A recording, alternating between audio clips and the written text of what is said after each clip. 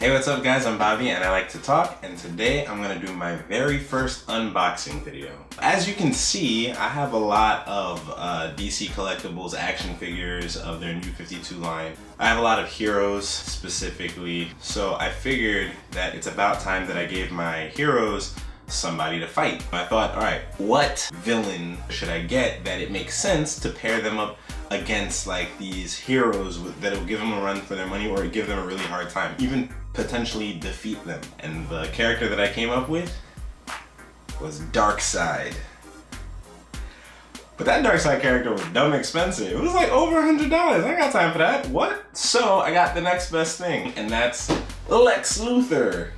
Ooh, I got my Lex Luthor box here. Lex Luthor box here. Anyway, let's get started on this unboxing video. Remember, it's my first one, so cut me some slack.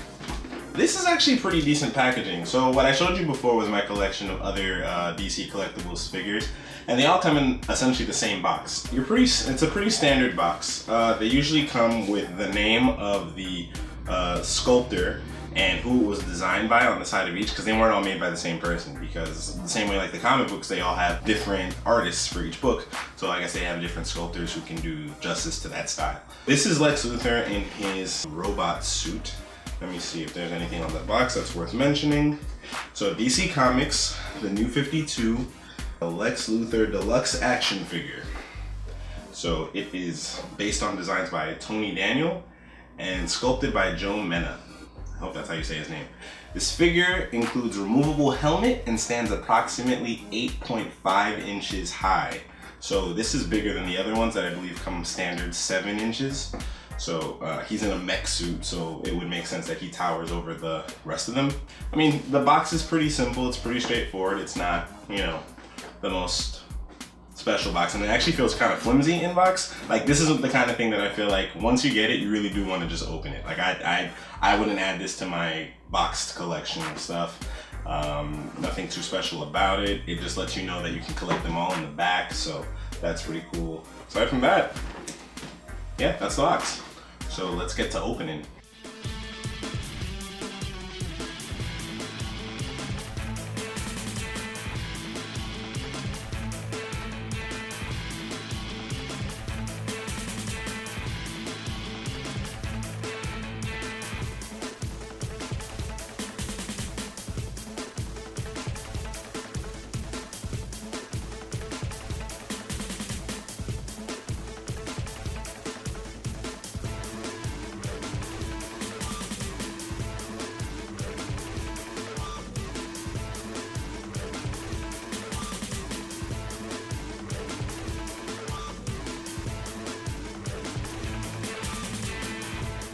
Okay.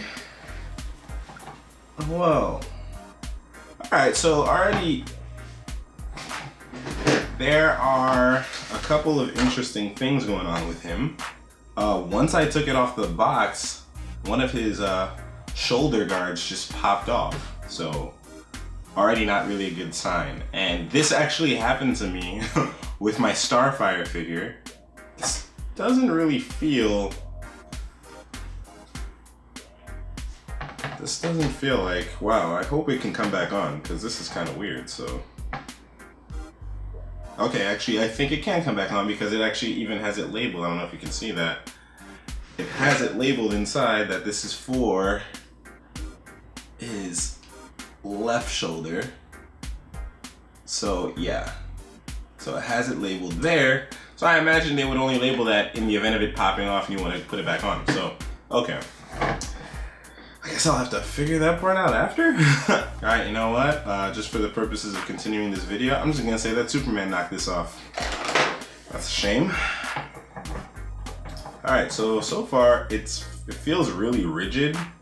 It feels really rigid actually. I'm not sure what the points of articulation are supposed to be, but he's kind of in this weird position.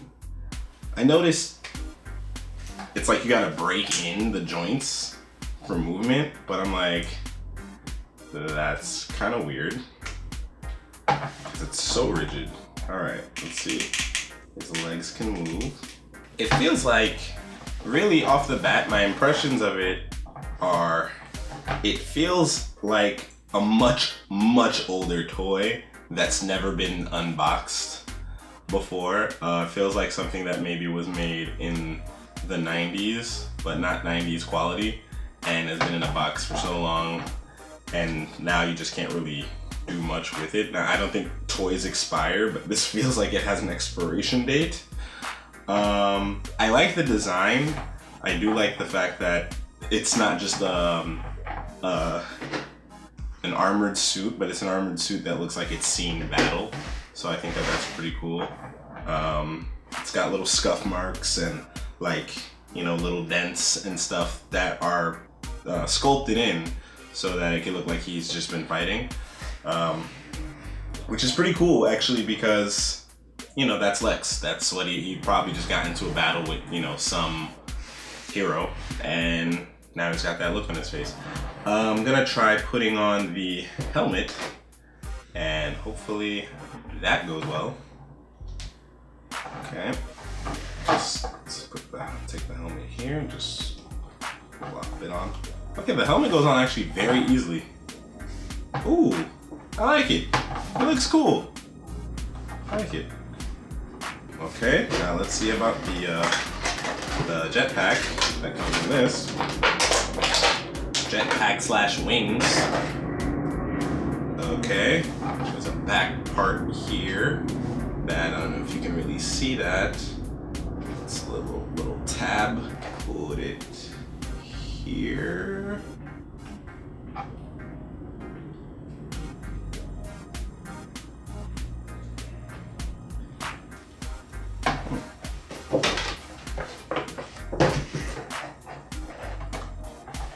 Okay, so the articulation of the knees, though, I'm not really feeling it, because his legs turn more in directions they don't need to turn into than they turn into directions you'd want them to turn into. Like, for example, straight. You can move the feet up to kind of help change that, I guess, a bit. Like, his feet can move down and up, so as to help him stand better.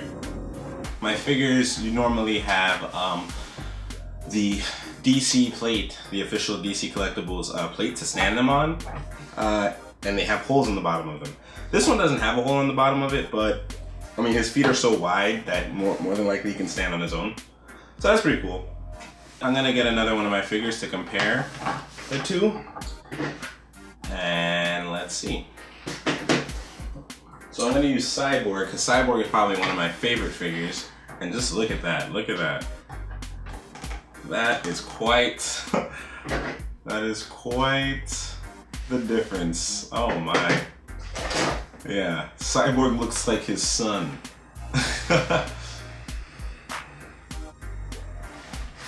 Yeah, it's pretty apparent, the size difference, which I like, because then I feel like if I stack everyone up against each other, you feel like, you know, there's more of a challenge. They gotta go up against this guy who's, you know, towering over them. So, okay, that's not what you guys came here for. All in all, solid structure. It feels really weighty. It has a good weight to it, so you feel like it's a solid structure. But at the same time, the fact that the articulation is so difficult to kind of maneuver, the arms and the knees, the legs. I mean, it doesn't have too many points of articulation, so don't think you're gonna get this figure and put it in a million poses. He's pretty much in the poses that he's gonna be in. I think it's really more so to look cool, because with the mask, with that jetpack on, he actually looks really cool. I really just need to, once I get this back on, but I feel like that's kind of testimony to the quality of how it's made, and for the price, you don't want to open your box and the first thing that happens is one part just pops off. I was being I wasn't being rough at all with it. I'm not gonna say I was being gentle, but I actually could say I was being gentle, because honestly, I was just unpacking it. I didn't even take it out of its case yet. So for it to have broken right out of the box, that could be more so testimony to just the one that I got shipped to me. I ordered mine from Amazon, but at the same time, the fact that it happened to me before with my Starfire figure where one of her shoulder guards kind of came off. I think I've heard a lot of complaints about the shoulder guards or just the quality of shoulders, the shoulder sculpting with these figures. So that might be one thing to look out for.